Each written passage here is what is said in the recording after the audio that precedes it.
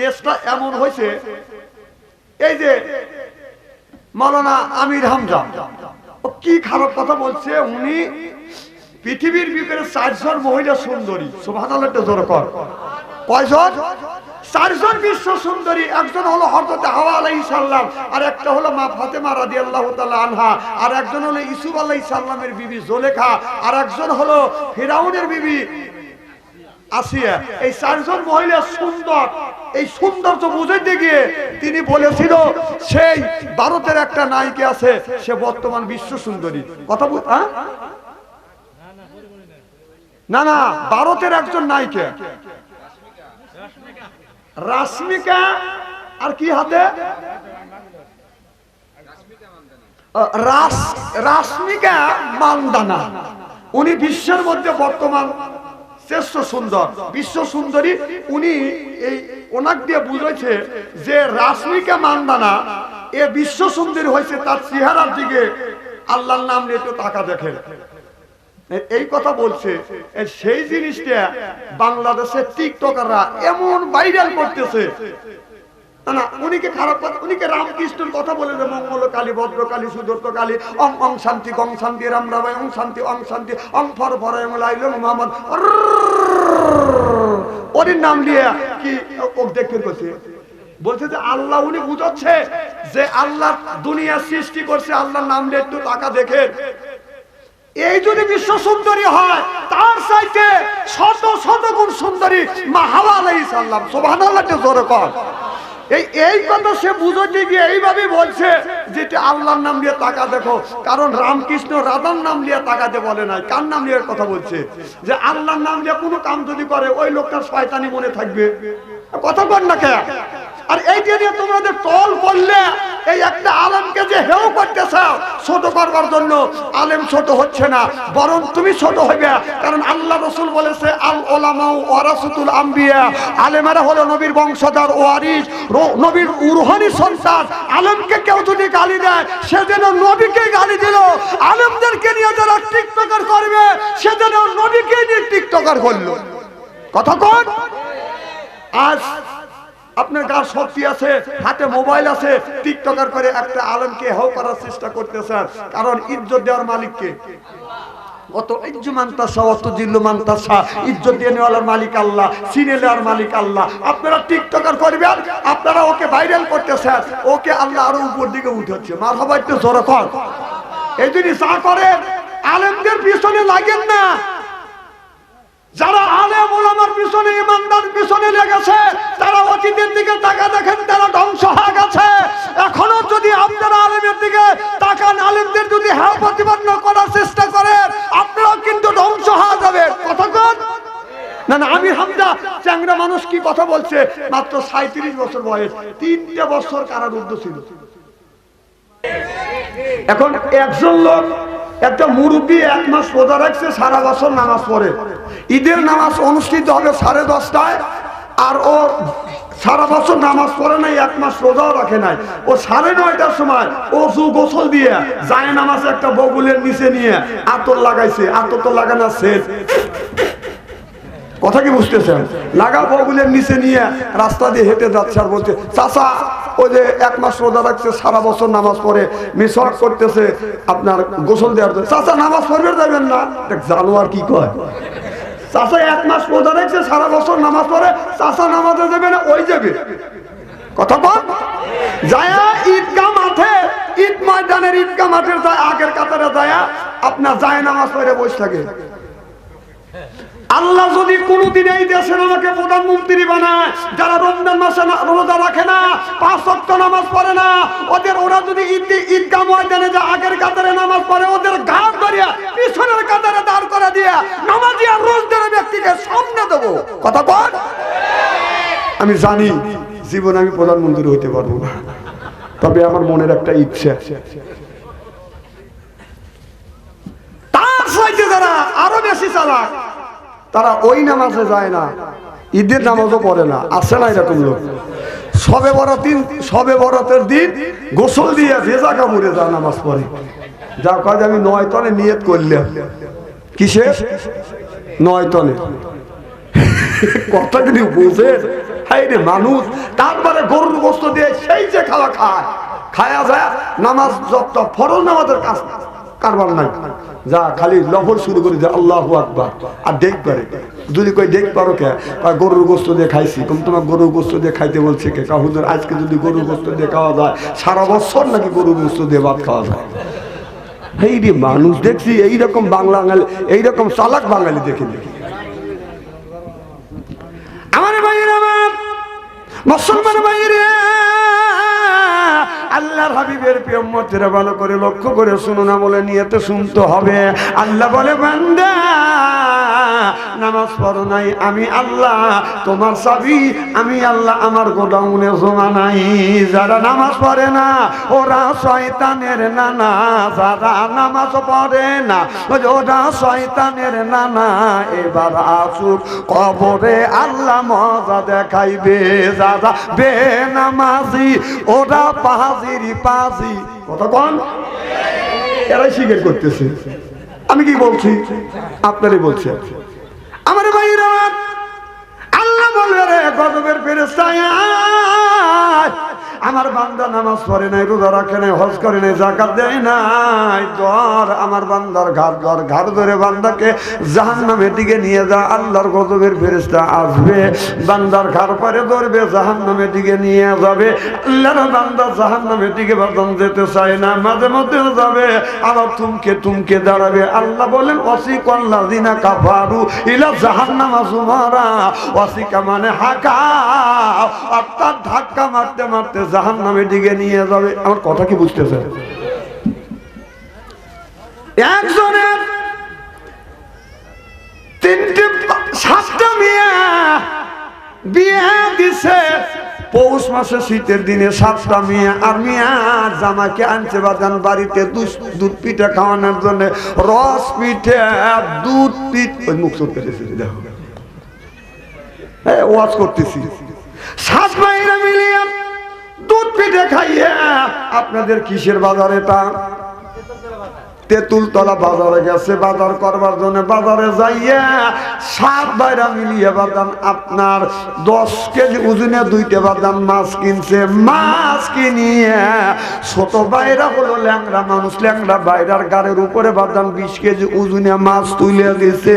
এদিকে মানুষ হলো ল্যাংড়া, তারপরে হলো বাদান 20 কেজি ওজনে মাছ।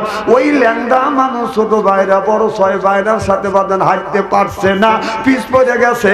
ল্যাংড়া মানুষ পিছন থেকে জুকুর পারতে পারতে আসতে আসতে, কথা বুঝতেছেন না?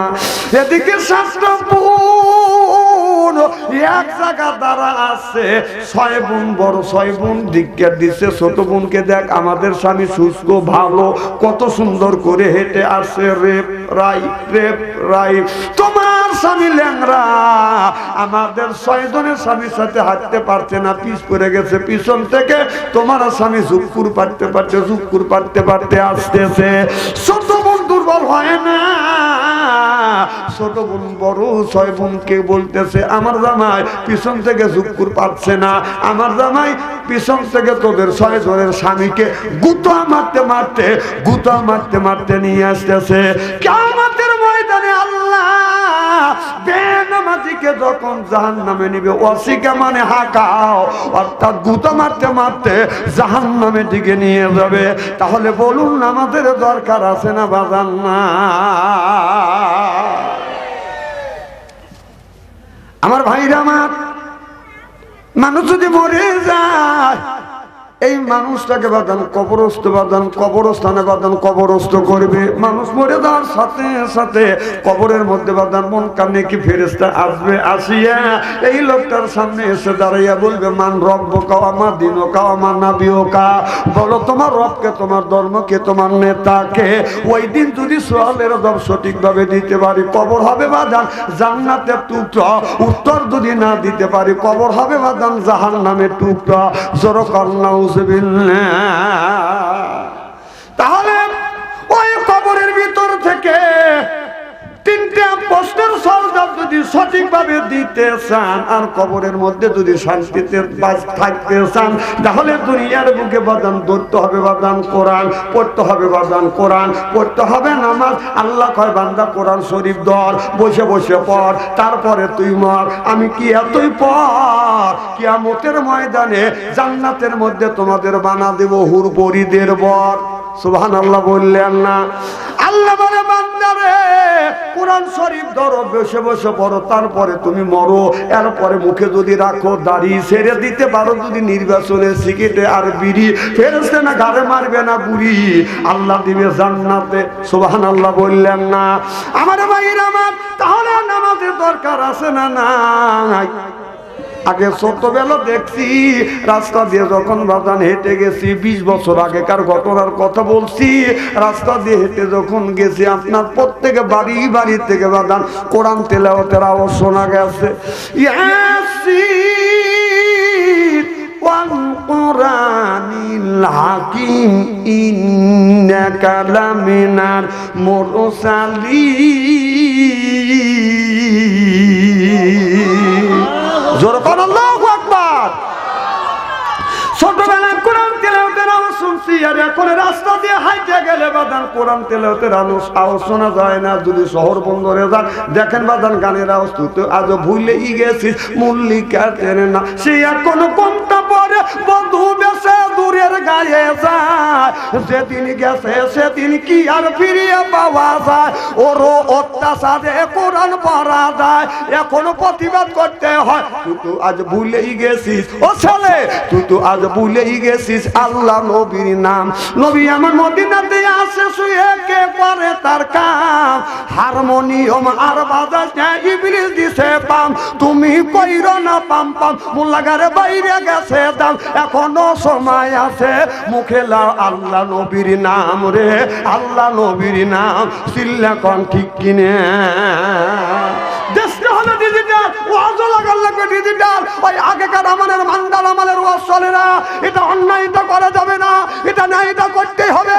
না এর পক্ষে কথা বলতে গেলে জেল খাটা দরকার হলে জেল খাটবো জরিমানা দেওয়ার দরকার হলে জরিমানা দেবো প্রয়োজন হলে ফাঁসির মঞ্চে উঠবো কিন্তু বাতিলের কাছে মাথা নত করবো না। চিল্লে বলো ঠিক কিনা? খুব খারাপ লাগতেছে নাকি? নারায়ণ তাকবীর। এখনো আপনাদের শরীর গামে নাই আল্লাহর প্রতি দায়িত্ব হবে তো আছে। আচ্ছা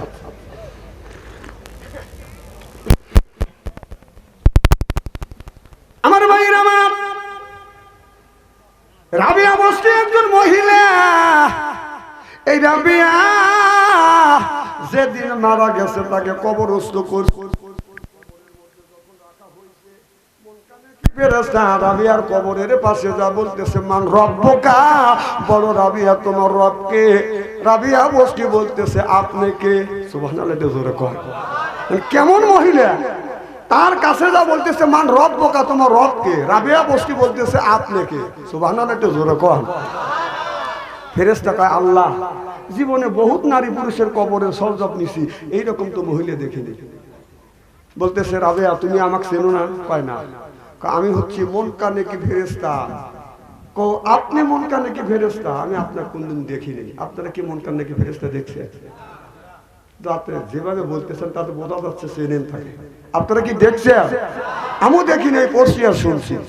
রাবিয়া বস্তু বলতেছে ও আপনি মন কানে কি ফেরেশতা আমি আপনার কোনোদিন দেখিনি। আচ্ছা বলো ফেরেশতা তুমি আমার কবরে কিসের জন্য আসছো? এবার ফেরেশতা বলছে আমি আসছি তোমার কবরের সলজবের জন্য। যেরকম সুবহানাল্লাহ বলো তোমার রবকে। রাবিয়া বস্তি বললেন ফেরেশতা আমি যদি বলি রব আমার আল্লাহ আর আল্লাহ যদি বলে রাবিয়া বস্তি আমার বান্দি নাও অতএব আমার আল্লাহর কাছে জিজ্ঞেস করো আমি রাবিয়া আমার মাওলার কি হই? চিল্লাইয়া কল মারহাবা। আল্লাহ আল্লাহ মিকুনা শামসু কামা আল্লাহ আল্লাহ মিকুনা আরদু জামা আনতুম আওলানা বাস্তুম মুসলিম কি সানহায় আনতুম আওলানা বাস্তুম মুসলিম হতা কামহায়।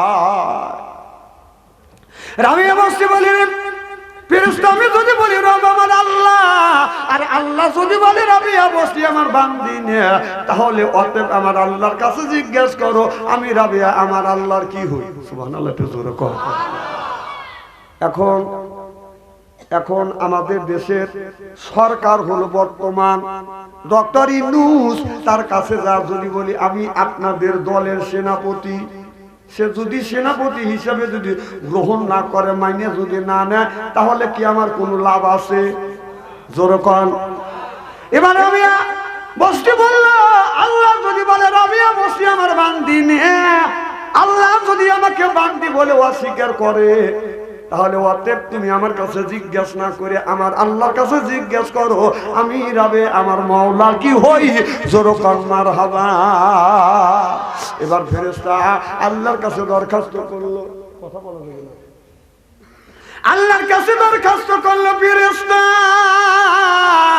যখন বলে আল্লাহ এই মহিলাটাকে, আল্লাহ দেখে বলে ফেরেশতা উঠে আয়, আমার রাবিয়ার কবর থেকে উঠে আয়, আমি আল্লাহ জানি আমার রাবিয়া আমার কেমন প্রেমিক।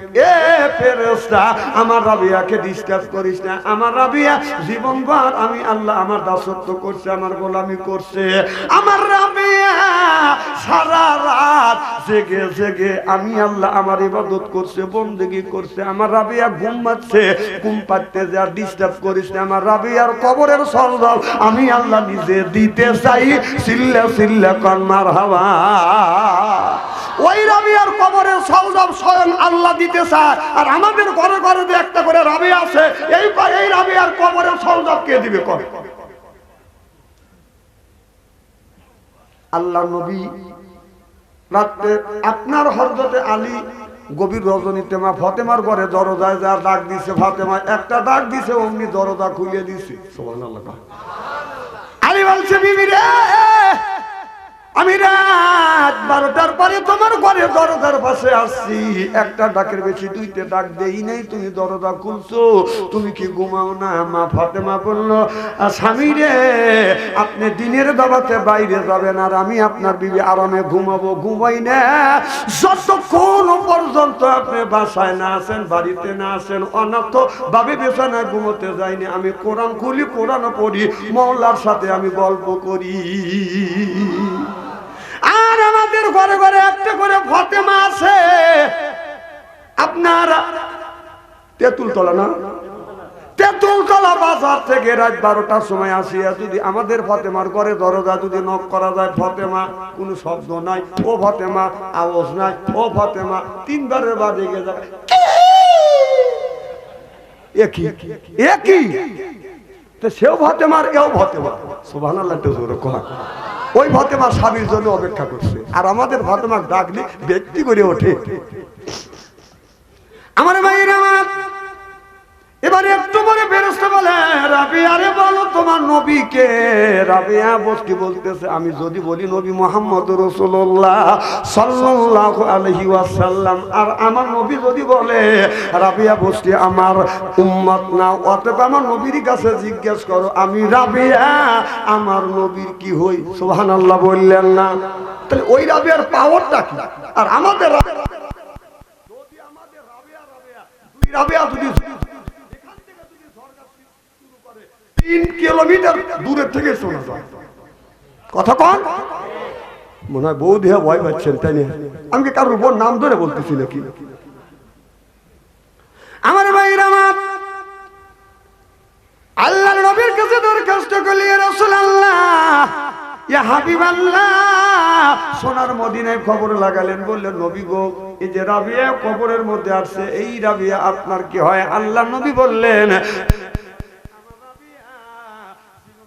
আমি আমাকে পাওয়ার জন্য রাত 12টার পরে আমার আল্লাহর নামে নামাজ পড়িয়া, যাকাত তাহাজ্জুদ নামাজ পড়িয়া, আত্মাকাত তাহাজ্জুদ নামাজ পড়িয়া, এই রাবিয়া ওই যায় নামাজের উপর বসিয়া আমি নবী আমার উপরে 1000 বার দরুদ ও সালাম পেশ করছে, আর দরুদের সালামের আমলগুলো ফেরেশতারা দ্রুত বেগে আমি নবী আমার কাছে পৌঁছা দিয়েছে। ফেরেশতা উঠে আয়, আমার রাবিয়ার কবরে আর ডিস্টার্ব করিস না, আমার রাবিয়াকে আরামে ঘুমাইতে দে। আমার রাবিয়ার কবরের সলরব স্বয়ং আমি নবী দিতে চাই। চিল্লায়া কান মারহাবা। আল্লাহ আল্লাহ মিকুনা শামসু কামা, আল্লাহ আল্লাহ মিকুনা আরদু জামালা ইলাহা।